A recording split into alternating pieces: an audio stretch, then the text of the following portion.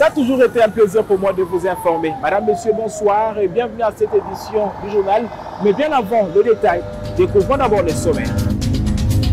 Les Léopards seront face au Sao du Tchad samedi 4 septembre 2022 au Stade des Martyrs. Un match comptant pour les éliminatoires CHAN Algérie 2022. En prévision de la rentrée scolaire 2022-2023 sur l'ensemble du territoire national, les responsables des écoles se disent prêts pour accueillir les élèves dès le premier jour de la rentrée. L'édition s'ouvre par cette audience accordée au directeur général de la Banque Equity BCDC par le vice-premier ministre de la fonction publique, Jean-Pierre Liaou. Au cœur de leur entretien, la situation de ces fonctionnaires qui auraient 34 cartes de ses collègues qui lui devaient de l'argent. Reportage Africa Mouchiga.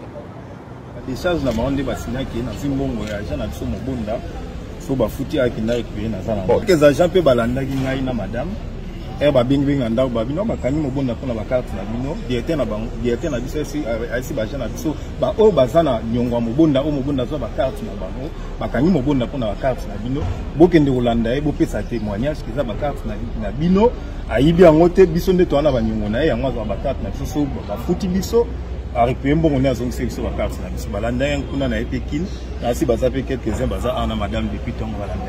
Cette vidéo devenue virale sur la toile la semaine dernière, montrant un agent de l'État qui détenait 34 cartes des fonctionnaires de l'État qui lui auraient emprunté de l'argent.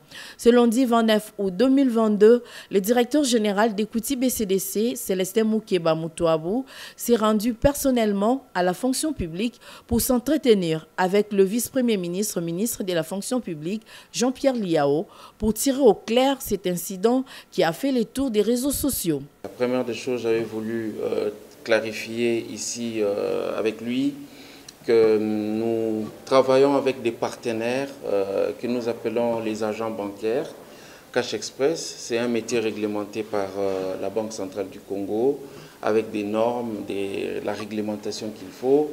Et puis au niveau de la banque, nous avons un partenariat avec des règlements qui devraient être respectés par tous les opérateurs, notamment les agents bancaires.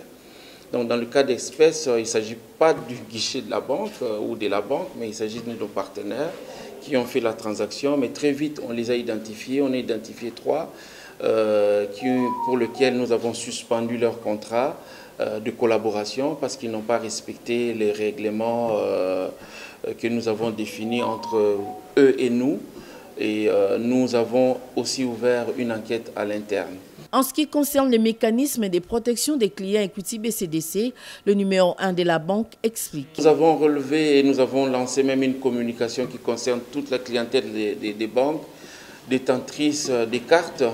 Nous avons insisté sur le fait que les cartes sont des propriétés individuelles, donc les gens doivent les garder jalousement et ne pas partager les codes PIN à des tiers. Par exemple, nous avons insisté en la matière et il fallait que tout le monde soit sensibilisé. Donc nous avons lancé une campagne à ce sujet pour interpeller et sensibiliser toute la clientèle des banques parce que les cartes bancaires sont une propriété que chacun doit garder individuellement et surtout le PIN, il est secret.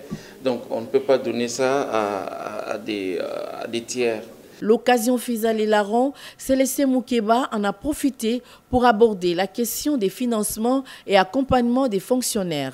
S'agissant de l'accompagnement en crédit pour les fonctionnaires, je me suis fait accompagner du directeur en charge des fonctionnaires. Il était là, et de tous les salariés. Nous annonçons que ces crédits sont disponibles déjà. Donc, les traitements se font dans 48 heures. Des crédits d'avance rapide sur salaire qui peuvent aller jusqu'à 75% du salaire d'un fonctionnaire et à des taux très très compétitifs. Ce n'est pas des taux comme la Picré, les gens de la Banque Lambert, donc c'est vraiment des taux attractifs. Et c'est la raison d'être même de la bancarisation de fonctionnaires, c'est pour donner aux fonctionnaires le moyen de pouvoir subvenir à leurs besoins. Nous sommes à l'approche de la rentrée scolaire. Nous annonçons aussi que nous avons mis à la disposition, que ce soit des fonctionnaires et des autres salariés, des crédits pour la scolarité de leurs enfants. nous saluons l'initiative lancée par le président de la République, chef de l'État, sur la gratuité de l'enseignement primaire. Mais pour la partie secondaire, nous annonçons aux parents que nous avons de facilités mises à leur disposition pour accompagner la scolarité de leurs enfants. La banque Equity BCDC se veut une banque qui accompagne le développement de la République démocratique du Congo et met un accent particulier sur l'éducation. Le ministre national du Plan, Christian Mwando Kaboulou, a révoqué le directeur général de l'Institut national des statistiques, INES, Serge Bokoma, de ses fonctions depuis le 30 août 2022. Il lui a reproché notamment des actes de rébellion et de manipulation de la jeunesse pendant sa période de suspension récente. C'est ce que renseigne un document signé le mercredi 31 août dernier par le chargé de communication du ministère, Célestin Mugaza, et consulté par DRC Info ce jeudi. Selon ses communiqués, il est interdit à Serge Bokoma d'engager l'Institut national des statistiques, nommé directeur intérim de l'INS depuis le 10 août 2021 en remplacement de Roger Chulungu Kunika. Serge Bokuma a été suspendu le 10 août de l'année en cours pour insubordination répétée et suspicion de mégestion. La haute cour militaire siégeant en matière répressive au premier degré dans l'affaire du meurtre de jeune Olivier Mpunga a procédé jeudi 1er septembre 2022 à la visualisation de vidéos relatives à la torture qu'avaient subi ces jeunes dans les installations de la police nationale congolaise. Suivez. Ils ont été reconnus coupables et condamnés au premier degré par la cour militaire de Kinshasa-Gombe pour torture ayant entraîné la mort d'un jeune homme de 32 ans en la personne d'Olivier Mpunga dans un cachot de la police, service des renseignements généraux, ville de Kinshasa. Les commissaires supérieurs principal Moupepe Samouani Bruno et ses 4 co-accusés ont à nouveau comparu jeudi 1er septembre 2022 devant la haute cour militaire qui les juge au degré d'appel. À l'issue de cette audience, la Cour a reçu les dépositions de Moulamba Lunganga et du sous-commissaire adjoint Maïtela Kunani en qualité de renseignants. Puis, s'en est suivi la projection de la vidéo démontrant la torture que le prévenu brigadier Diamasivi Moukoko administrait au défunt Olivier Mpunga au bureau du prévenu Nzita Mananga, OPJ de son État.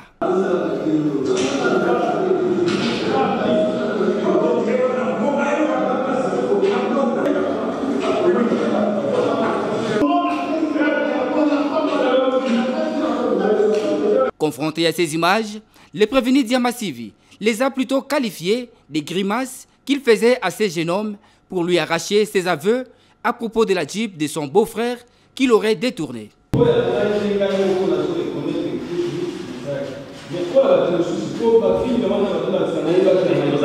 L'audience a été renvoyée à mercredi 7 septembre 2022 pour la poursuite de l'instruction de la cause. La rentrée scolaire 2022-2023 est confirmée pour le lundi 5 septembre sur l'ensemble du territoire national. Les responsables des différentes écoles contactés ce jour nous disent être prêts pour accueillir les élèves dès le premier jour de la rentrée scolaire. Reportage. Confirmé pour le lundi 5 septembre sur l'ensemble du territoire national, la rentrée scolaire 2022-2023 se prépare dans différentes écoles de la capitale, à l'exemple du complexe scolaire Béatitude dans la commune de Bandalungwa, où les travaux se poursuivent pour accueillir les élèves dès le premier jour de la rentrée.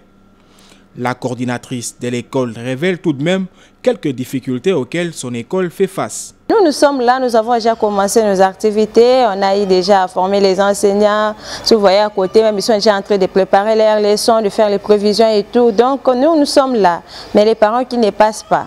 Nous allons déjà démarrer ce lundi-ci, ce lundi 5 septembre, comme le gouvernement n'a pas changé la date du rentrée scolaire, donc pour nous cette date-là est maintenue déjà à 7h15. Au collège Nkongolo Royal dans la même commune, les directeurs de cet établissement, Honoré Koussakoumounou, appellent les parents à amener les enfants à l'école dès le premier jour de la rentrée scolaire. Les moyens nécessaires pour faire venir leurs enfants à l'école, donc c'est la plus grosse difficulté que nous rencontrons.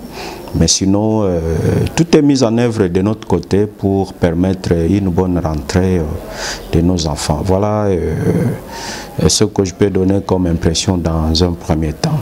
Le ministère de l'EPST a maintenu la rentrée scolaire 2022-2023 au lundi 5 septembre. Cependant, sur les terrains, il s'observe encore des divergences entre différents syndicats des enseignants à ces sujets. Les prochaines heures nous en diront long. C'est sous la présidence de Jires Nkelani que le membre et invité de l'Union nationale des caméramens du Congo ont tenu leur assemblée générale statutaire à l'espace Grand Kassai. Nous sommes là dans la commune de Lingwala. Reportage. Comité et membres de l'Union de caméramens du Congo s'étaient retrouvés dimanche 28 août 2022 à l'espace Grand Kassai situé dans la commune de Lingwala sous la conduite du président Jires Nkelani.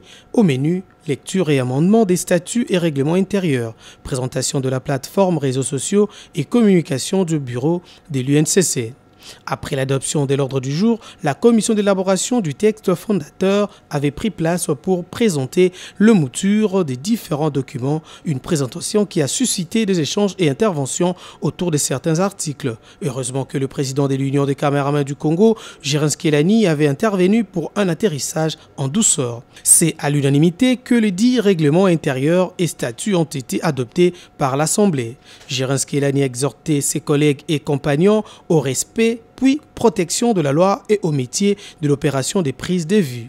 L'UNCC veut que chaque caméraman puisse bien vendre l'image de l'association en présentant un travail de qualité. L'UNCC prévoit d'organiser une autre réunion dans quelques jours, toujours à Kinshasa. Et prenons à présent le dernier virage de cette édition du journal, c'est l'actualité sportive. Les états généraux se poursuivent à Kisantu. Nous sommes là dans la province du Congo central. Le jeudi 1er septembre 2022, 6 commissions ont été constituées pour tabler sur cette question des différentes disciplines sportives en République démocratique du Congo. Reportage. La commission de l'application et amendement de la loi sportive dirigée par Prof. Ngwabi Kafunda, la commission évaluation des états généraux des sports de l'année 2008, présidée par Boko Taekofo Louis Gaston, la commission stratégie relative à la promotion des sports et du fonctionnement des structures d'appui au mouvement sportif, dirigée par Kababaka Songo Zeno, la commission infrastructure et équipement sportif, dirigée par l'honorable Guy Mafuta, la commission formation, professionnalisation, financement, marketing et sponsoring des sports, dirigée par M. Kivuvu Baudouin, et la commission politique sportive nationale et les programmes nationaux de développement du sport 2022-2024, présidée par Kabala Mwanamboui. Les 6 commissions et leurs membres respectifs réunis ce jeudi 1er septembre 2022 à la grande salle des conférences d'Emboué-la-Loge pour la plénière. La présentation et adoption des rapports des commissions respectives. Les états généraux des sports passent à la vitesse des croisières. Objectif, la professionnalisation et l'autonomisation des fédérations sportives, dit le président de l'organe délibérant de la province qui accueille ces assises. Non, mes impressions sont très bonnes. Vous savez, le sport a eu un nouveau élan par rapport aux années Kibasa Maliba. Nous avons connu, au point de vue footballistique, nous avons eu à être assez heureux. Mais maintenant, nous devons l'expatrier à travers tous les sports. Il faudrait que maintenant que l'artisanal qu'on avait au niveau de le sport devienne maintenant professionnel comme ailleurs. Ici au Congo-Brazzaville, en Angola, au Gabon, il ne faudrait plus seulement que le sport attende que l'État mamelle puisse leur fournir du lait à travers eux-mêmes, à travers tout ce qui se conçoit à l'heure actuelle au niveau business du sport. Le Congo doit être l'un des pays les plus grands. Et surtout, il faudrait que maintenant, dans différentes fédérations, que l'ouverture se fasse pour au moins, au niveau de la ville de Kinshasa, une salle omnisport, même de 3000 personnes, 4000 personnes, puisse être érigée et au niveau de province. Ça serait vraiment l'une des choses qui va aller de l'avant par rapport au sport du Congo. Commencez tout d'abord, il ne faudrait plus que les présidents... Ce vendredi 2 septembre 2022 est prévu une énième plénière, cette fois-ci pour la mise en forme du document final qui sera présenté le samedi 3 septembre 2022, date marquant la fin de ces assises sportives.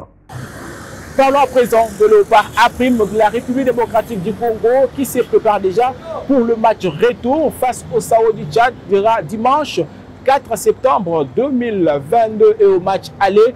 le Léopard et la ADC ont été plus forts devant leurs adversaires. Score du match aller 2-1. Le nouveau sélectionneur de Léopard A, Sébastien Desabre, a pris part à la séance d'entraînement de joueurs locaux en compagnie du patron du staff technique, Otis Ngoma. Présent à Yaoundé lors de la victoire de l'AR de Congo face au Tchad, Sébastien Desabre a dirigé pendant plus d'une vingtaine de minutes la séance d'entraînement. C'est pour lui l'occasion de côtoyer les potentiels prochains candidats chez les Léopards seniors. Otis Ngoma a déclaré que ce n'est pas la première fois de travailler avec des sabres. Sébastien, déjà moi, on se connaissait bien avant en France. Deuxièmement, quand il est arrivé, je crois quand même que c'était à moi de l'accueillir parce que c'est notre équipe qui est en compétition en ce moment. On a eu aussi le plaisir de passer toute la semaine avec. Il nous a accompagnés là-bas et puis il suit tous nos entraînements, il encourage les garçons. Il est là aussi pour essayer de superviser, voir avec qui il peut commencer parce que les premiers éléments qu'il voit, c'est les locaux. Donc, étant que les professionnels ne sont pas là, donc ça lui donne un peu une certaine des idées, des sélections. Sachant qu'aujourd'hui, c'était une journée qui est un peu beaucoup plus libérée dans nos esprits. J'ai invité Sébastien qui participe avec nous. On lui accordait une vingtaine de minutes aussi de l'heure qu'on avait fixée comme temps de travail, qu'il anime la dernière partie qui s'est faite. Notez que les léopards locaux s'entraînent chaque jour à l'heure du match, soit à 17 h au stade des Martyrs de la Pentecôte pour préparer ce deuxième acte face au Sao du Tchad. Ainsi prend fin cette édition. Merci à vous de nous avoir suivis. Mais avant que l'on puisse nous séparer, découvrons d'abord les rappels de titres. Les Léopards seront face au Sao du Tchad samedi 4 septembre 2022 au stade des Martyrs. Un match comptant pour les éliminatoires CHAN Algérie 2022. En prévision de la rentrée scolaire 2022-2023 sur l'ensemble du territoire national, les responsables des écoles se disent prêts pour accueillir les élèves dès le premier jour de la rentrée.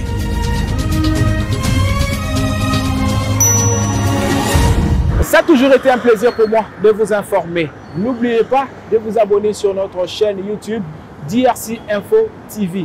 Au revoir, à la semaine prochaine.